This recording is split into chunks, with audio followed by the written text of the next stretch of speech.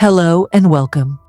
What if Prince Harry's return to the UK isn't as innocent as it seems? With rumors of personal and royal tension swirling, this trip could be more than just about charity. And by the time you learn the final revelation, it might leave the royal family in more turmoil than ever before.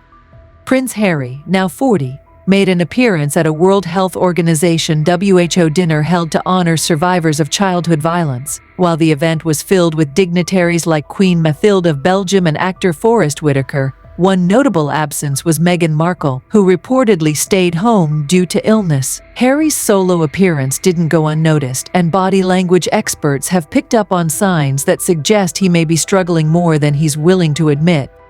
Body language expert Judy James highlighted several moments from the event that hinted at Harry's possible discomfort and frustration. One key moment was his interaction with Queen Mathilde. While Harry greeted her warmly, James noted that Harry appeared to be struggling with his visible demotion, particularly when compared to other royals present. Harry's warm eye contact and affectionate gesture towards Mathilde might have indicated familiarity, but his body language, walking behind her in the group, seemed to emphasize the fact that he's no longer the only royal in the room. According to James, this subtle change in dynamics may have contributed to his visible unease.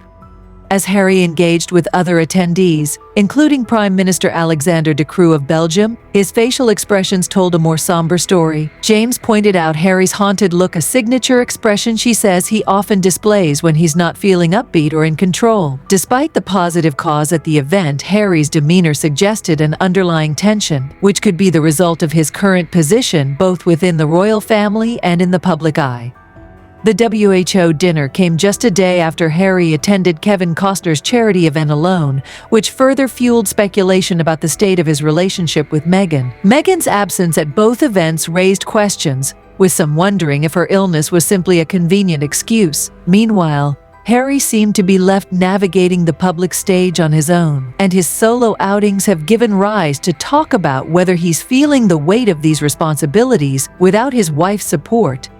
During the event, Harry spoke passionately about the importance of protecting children from violence, echoing the efforts of his late mother, Princess Diana. He wore a gold Diana Award badge on his lapel, a visible reminder of the legacy he continues to uphold. Speaking to two former Diana Award winners, he asked them pointed questions about the mental health crisis affecting young people today, reinforcing his commitment to tackling this issue. However, as much as Harry tried to focus on the cause, his visible discomfort was hard to ignore.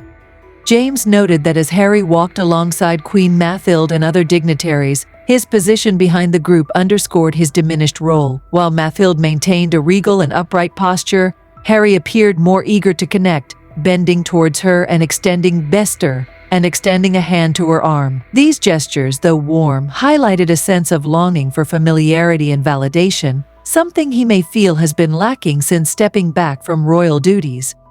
The dinner, held in conjunction with the UN General Assembly, featured high-profile figures like Whitaker and Musida, who, along with survivors of childhood violence, penned an open letter urging world leaders to take immediate action against violence. Harry, Mathilde, and De Croo were all signatories of this letter, which is part of a larger push ahead of the Global Ministerial Conference on Ending Violence Against Children scheduled for November. While Harry's work and dedication to his causes remained strong, the event raised more questions than it answered about his personal struggles. Meghan's absence, particularly following her previous advocacy against online bullying and violence, felt glaring. In August, Meghan appeared on CBS News Sunday Morning, where she opened up about her own battles with suicidal thoughts while serving as a working royal. Her candor was widely praised, and she spoke about how she leaned on Harry for support during that time. Given Meghan's focus on mental health and her open vulnerability in past interviews, her absence from the WHO event seemed out of place, further fueling speculation about the couple's relationship. A source close to the couple claimed that Meghan missed both the WHO dinner and Kevin Costner's charity event due to illness, but this explanation has done little to quiet the rumors swirling around the pair. Despite Meghan's absence, Harry continues to champion causes close to his heart. He is expected to make more appearances in New York this week, including events for the Hallow Trust and African Parks, two organizations his mother supported. Later this week, Harry will attend the 2024 Clinton Global Initiative annual meeting, where he'll discuss the launch of the RQL Foundation Parents Network, an initiative aimed at supporting parents who have lost children to online harm. However, one noticeable figure Harry won't be crossing paths with in New York is his brother, Prince William. While there was speculation that the brothers could have an awkward reunion during the UN week, it has since been revealed that William won't be attending the 2024 Earthshot Prize Innovation Summit this year, avoiding a potential clash with Harry. But there's something even more troubling brewing behind the scenes. Meghan's absence from public events is raising red flags, and the cracks in their relationship could be wider than anyone thought. Despite his discomfort, Harry stayed committed to the cause, speaking passionately about the need to protect children from violence, a cause his late mother, Princess Diana, also championed. Wearing a Diana Award badge on his lapel, he spoke to former Diana Award winners, highlighting the importance of mental health. But behind this dedication, there was no escaping his visible unease and possible struggles back home. Before Prince Harry became a global figure with a Hollywood lifestyle, he was a soldier, a dedicated member of the British Army.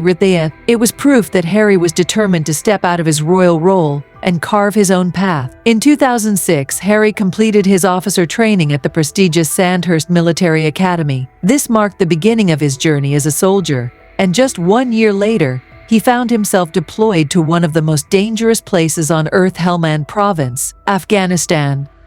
At the time, Harry's presence on the front lines was kept a closely guarded secret. A media blackout was imposed to ensure that Harry's safety wouldn't be compromised. This agreement was respected by the British media, including major outlets like The Mirror. However, just 10 weeks into his deployment, disaster struck. News of Harry's secret assignment was leaked by an overseas publication, and suddenly his safety and the safety of his fellow soldiers was at risk.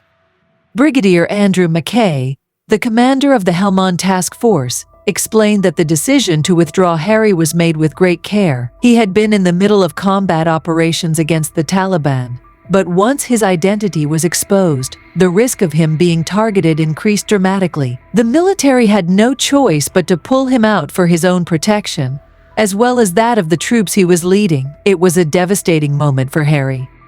According to royal expert Duncan Larcombe, Harry was absolutely furious when he learned that his mission had been cut short. This wasn't just a personal failure for him, it was a bitter reminder of the media's relentless interference in his life. At that time, Harry had found purpose and identity in the military, away from the pressures of royal duties. Being dragged out of Afghanistan because of a leak left him deeply frustrated and angry. Larcombe revealed that only two things could bring Harry back from the brink during this difficult time: his then-girlfriend, Chelsea Davy, and the serenity of Botswana.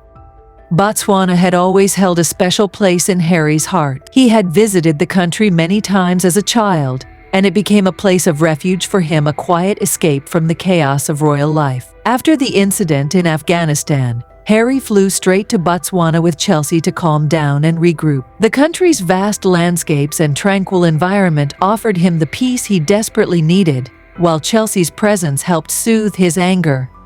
But Harry's military journey didn't end there. In 2008, he took up helicopter training, and by 2012, he was ready for his second deployment to Afghanistan, this time as a co-pilot and gunner in Apache helicopters. This tour, lasting 4 months, was far more successful. Harry flew numerous missions, including 6 that involved direct combat, and he returned to the UK in January 2013. However, this second deployment wasn't without its own share of controversy.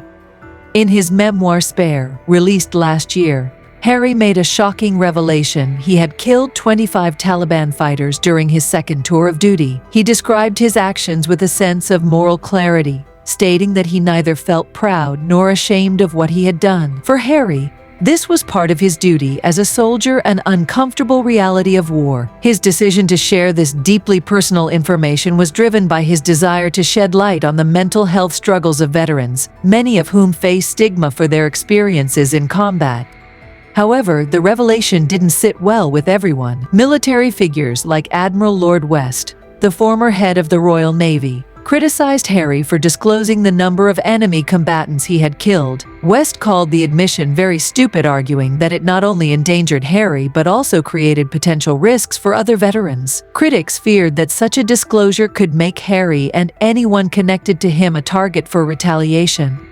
In response to the backlash, Harry defended his decision to speak out. In an interview with American talk show host Stephen Colbert, he explained that his intention was to start a conversation about the challenges faced by veterans. By being open about his own experiences, Harry hoped to encourage other soldiers to come forward with their stories without feeling ashamed or stigmatized. His goal, he said, was to reduce the number of veteran suicides, a cause he has been passionate about for years.